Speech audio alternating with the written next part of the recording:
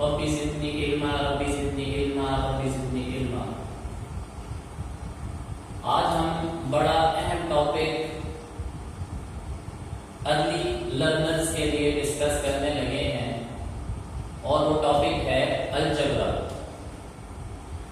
Algebra को बहुत सारे स्टूडेंट्स को चीजें समझ नहीं आती और उसकी वजह ये है कि या तो वो रट्टा लगा रहे होते हैं चीजों को और या फिर कंफ्यूज हो रहे होते हैं मुख्तलिफ चीजों के साथ।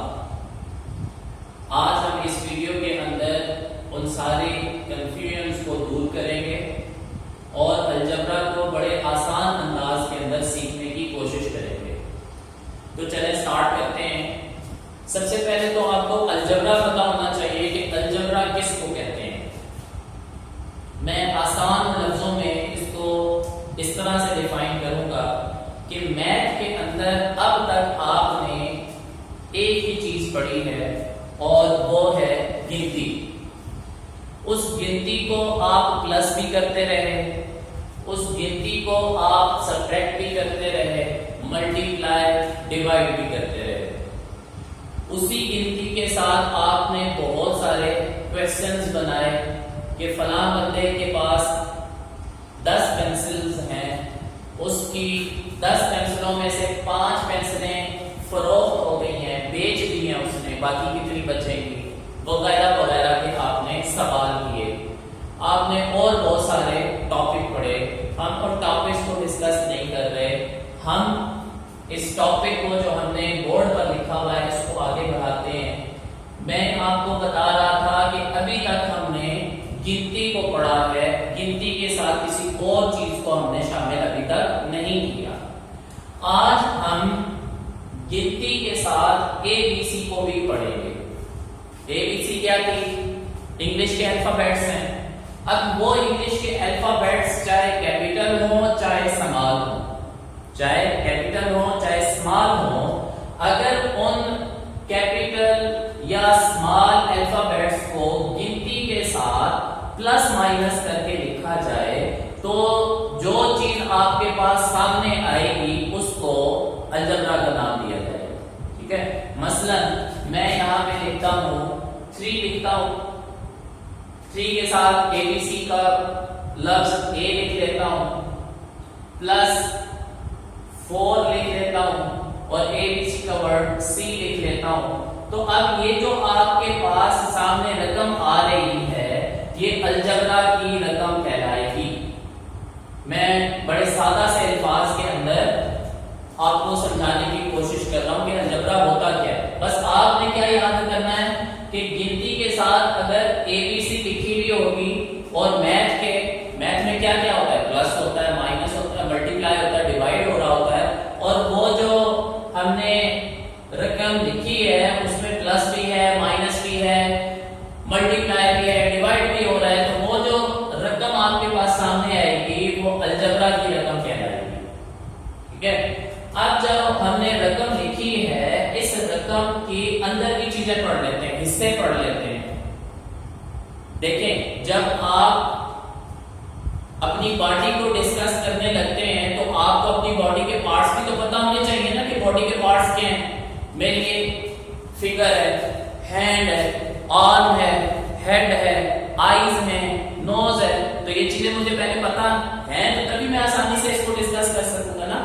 तो अलजबरा के लिए भी पहले इसकी चीजें पार्ट्स पढ़ लेते हैं कि इसके अंदर पार्ट्स क्या क्या होते हैं। तो मेन आपके 2 पार्ट्स आएंगे इसके अंदर। कौन कौन से पार्ट्स आएंगे? एक आएगा वेरिएबल, एक लफ्ज आप पढ़ेंगे वेरिएबल और दूसरा लफ्ज आप पढ़ेंगे कांस्टेंट। ये 2 लफ्ज आप पढ़ेंगे। अब आपको ये 2 लफ्जों के बारे में अच्छी तरह से पता होना चाहिए। वेरिएबल, अब जो थोड़ी सी बड़ी क्लासेस वाले बच्चे हैं उनको तो ये लफ्ज का मीनिंग आता होगा, खुद ही समझ जाएंगे इसका मतलब क्या होता है। वेरिएबल का मतलब होता है ऐसी चीज जो अपनी वैल्यू चेंज करती रहे, जो अपनी वैल्यू चेंज करती रहे। आपको मैं आसान बताता हूं,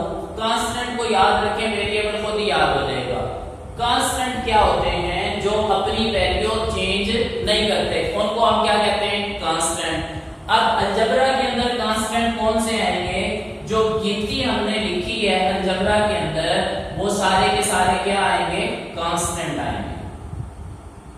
ठीक है, गिनती आपकी क्या बनेगी, कांस्टेंट बनेगी। यहाँ गिनती लिखी है ना 3 और यहाँ पे 4 लिखा है, जो गिनती आप लिख रहे होगे इनको क्या कहेंगे, कांस्टेंट कहेंगे। कांस्टेंट क्यों कहते हैं, देखें पाकिस्तान में 1 का मतलब 1 है। अब अगर मैं अमेरिका में चला जाऊं, वहां पे इंग्लिश बोली जाती है, 1 ही कहलाएगा।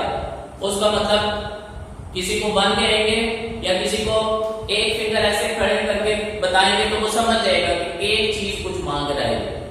अगर आप सऊदीया के अंदर चले जाएं, उनकी लैंग्वेज क्या है, अरबिक लैंग्वेज है। अगर आपको अरबी में 1 नहीं आता तो आप एक फिंगर ऐसा खड़ा कर दें तो वो समझ जाएगा कि 1 वाहिद कह रहा है, कि एक चीज कह रहा है। तो कांस्टेंट की वैल्यू दुनिया में किसी भी जगह पे चेंज नहीं होती। तो वो कांस्टेंट कौन सी हुई है, गिनती की वैल्यू कहीं पे भी चेंज नहीं होती। अब वेरिएबल खुद याद करें, वेरिएबल जिसकी वैल्यू चेंज होती रहती है उसको कहते हैं वेरिएबल। ठीक है, अब मैथ के अंदर अगर a मैं लिखूं तो यहां पे तो a मैंने शायद दिया है 3 के बराबर। मैं ऐसे कह देता हूं कि मैंगो है, मैंगो मेरे पास 5 मैंगोज हैं, मैंने उसको शॉर्ट इस तरह से लिख लिया है कि m बराबर है 5 के, m से मैंगो, और वो क्या लिख लिया है 5 के बराबर लिख लिया। अब ये तो मैंने अपने लिए सोच के लिखा है। अगर आप कहीं बाहर चले जाते हो, अमेरिका चले जाते हो, सऊदीया चले जाते हो, तो वहां तो m का मतलब 5 नहीं होता, वहां तो m का मतलब m होता है। ये तो मैंने अपने पास से लिखा था ना। तो इस वजह से जो आपके पास अल्फाबेट्स होते हैं, एबीसी होती है, उसको आप वेरिएबल का नाम दोगे कि उसकी जो वैल्यू है वो बार बार चेंज होती रहती है। वेरिएबल्स कौन से आ जाएंगे, अल्फाबेट्स आ जाएंगे। इसको ए बी सी ऐसे करके लिख लेते हैं, ए बी सी, चाहे वो स्मॉल है चाहे वो कैपिटल है, वो आपके वेरिएबल्स आ जाएंगे। उम्मीद करता हूं ये आपको समझ आ गया होगा। अब आ जाते हैं अलजेब्रिक टर्म के ऊपर। अगली बात जो हमने पढ़नी है अलजेब्रिक टर्म।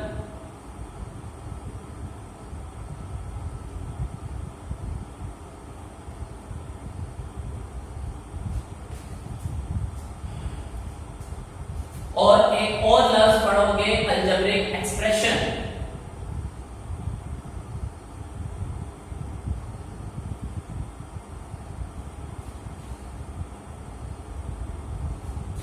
अलजेब्रिक एक्सप्रेशन पहले देख लेते हैं, टर्म फिर होती समझ आ जाएगी। अगर मैं यहां पे लिखता हूं 4a + 7b - 3a, ये आपके पास क्या है, अलजेब्रिक एक्सप्रेशन है। आपने क्या लिखा है, अलजबरा लिखा है। अलजबरा और अलजेब्रिक एक्सप्रेशन, इसमें कंफ्यूज नहीं होना, ये सब्जेक्ट में एक ही चीज है। अलजबरा जब आप लिख रहे होते हो, जब आपने कुछ लिख लिया होता है तो वो एक्सप्रेशन बन जाती है। ठीक है, वो क्या बन जाती है, एक्सप्रेशन बन जाती है। अब आपने ये चीज लिख ली है, इसको जरा गौर करें। मैंने क्या लिखा हुआ है 4a, फिर आगे क्या डला हुआ है प्लस, फिर आगे क्या है 7b, -3 के साथ a लगा हुआ है तो 3a। इसमें जरा गौर करें कि 4 जो है वो a के साथ चिपका हुआ है, दरमियान में कोई साइन नहीं है ना, जबकि हमें पता है अगर साइन ना हो तो वहां क्या हो रहा होता है, मल्टीप्लाई हो रहा होता है। हमें पहले से पता है इस चीज का। 4a के साथ पक्का चिपका हुआ है, इसी तरह 7b के साथ पक्का चिपका हुआ है, 3a के साथ पक्का चिपका हुआ है। अब हर चीज अलग अलग आपको नजर आ रही है। 4a के बाद प्लस डला हुआ है, 7b के साथ माइनस डला हुआ है, तो हर चीज अलग हो रही है। और अलग करने वाले कौन हैं, एक प्लस का साइन है और एक माइनस का साइन है। इसका क्या मतलब हुआ कि प्लस और माइनस दो ऐसे साइन हैं जो अलजेब्रिक एक्सप्रेशन को अलग कर देंगे, तोड़ देंगे, उसके हिस्से अलग अलग करवा देंगे। ठीक है, अलजेब्रिक एक्सप्रेशन में प्लस और माइनस दो ऐसे साइन हैं जो उसको अलग अलग करवा देंगे। अलग होने के बाद अब ये जो 4a मैंने लिखा है ये आपकी क्या बन जाएगी, टर्म बन जाएगी। कौन सी टर्म बनेगी, हम क्या पढ़ रहे हैं, अलजेब्रा पढ़ रहे हैं ना, तो ये अलजेब्रिक टर्म बन जाएगी। 4a एक टर्म है, 7b आपकी दूसरी टर्म है और 3a जो आगे आया हुआ है ये आपकी तीसरी टर्म है। इसके अंदर कितनी, इस अलजेब्रिक एक्सप्रेशन में कितनी टर्में हैं, 3 टर्में हैं। उसके हिस्से, टर्म को समझ लें, उसके हिस्से कितने हैं, 3 हिस्से हैं। पहला 4a है, दूसरा 7b है और तीसरा 3a है। और अलजेब्रिक एक्सप्रेशन को हिस्सों में कौन डिवाइड करता है, किससे हमें पता चलता है कि यहाँ पे एक हिस्सा है, यहाँ पे दूसरा हिस्सा है। वो दो ही साइन है, कौन से, एक प्लस का और दूसरा माइनस का। जहां पे प्लस आता जाएगा उससे पहला जितना हिस्सा होगा वो अलग हो जाएगा और प्लस के बाद वाला हिस्सा अलग हो जाएगा। इसी तरह से अगर माइनस कहीं पे आया हुआ होगा उससे पहले वाला हिस्सा अलग और उसके बाद वाला हिस्सा अलग। देखें 4a और 7b के दरमियान प्लस आया हुआ था ना, पहले हमें सिर्फ इन दो डिजिट्स को देखें तो दोनों अलग अलग हो गए, 4a अलग हो गया और 7b अलग हो गया। इसी तरह से 7b और -3a 7b और 3a के दरमियान में माइनस आया हुआ था, तो 7b अलग कर दिया और 3a मैंने अलग कर दिया। वो आपकी अलजेब्रिक टर्म्स हो जाएगी। उम्मीद करता हूं कि ये दो चीजें भी आपको समझ आ गई होंगी।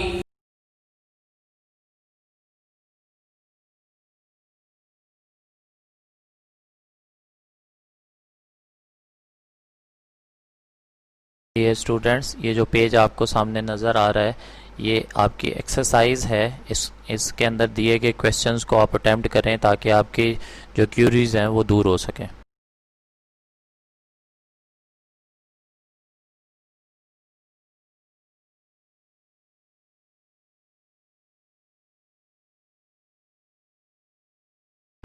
अगर आपको ये वीडियो अच्छी लगी है और इससे आपने कुछ सीखा है तो काइंडली इस वीडियो को शेयर करें, चैनल को सब्सक्राइब करें ताकि बाकी जो लोग हैं उनको भी फ़ायदा हो। शेयर करने से और आपके सब्सक्राइब करने से ये फ़ायदा होगा कि आपको अलजबरा के मुतालिक आने वाली जितनी भी वीडियोस हैं जो इसके बाद अपलोड होंगी वो उसके नोटिफिकेशन आपको मिलते रहेंगे।